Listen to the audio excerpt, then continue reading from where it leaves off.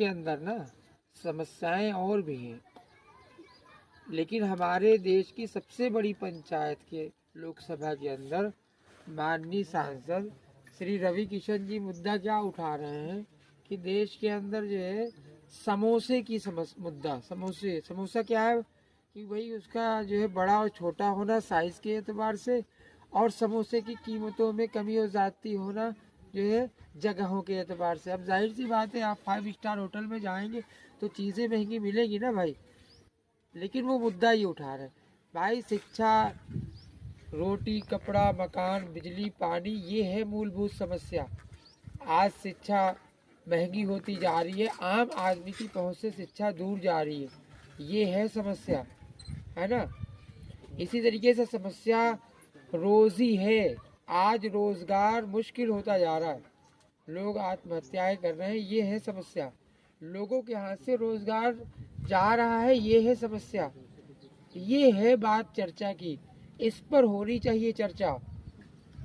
Operation सिंदूर पे चर्चा हो, और इसी तरीके से किस चीज़ पर चर्चा हो, ये आपका व्यक्तिगत पार्टी लाइन की बातें हो सकती हैं, लेकिन देश को ज़रूरत क्या है, इस पर ध्यान देने की ज़रूरत है। लोकसभा के अंदर विपक्ष उन बातों पे मजबूर करे चर्चा कराने की जिन बातों से लेना देना है देश की जनता को, देश की नागरिकों को, कि जनता ने चुनकर भेजा है आपको, और सत्ता पक्ष हो या विपक्ष हो, दोनों जानिब के जो है सदस्य और मेंबरान और उनके जिम्मेदारान पार्टी के ये तय करें कि भाई क्या जनता हित में है, क्या लोगों की हित में है। वो एक लोकसभा एक बड़ी पंचायत है देश की, महंगा है उसके पंचायत का जो है उसमें वो एक महंगा है, बहुत ज़्यादा क्या कहते हैं, और उसमें जो है आप समस्या मुद्दा क्या उठा रहे हैं, समोसा, कि समोसा छोटा हो कि बड़ा हो, क्या क्या मजाक करके रखा है। एक दूसरे साहब हैं मनोज तिवारी जी, अजीब तरह की बातें करते, पता नहीं किस ग्रह के आदमी हैं, पता नहीं किस ग्रह के आदमी हैं।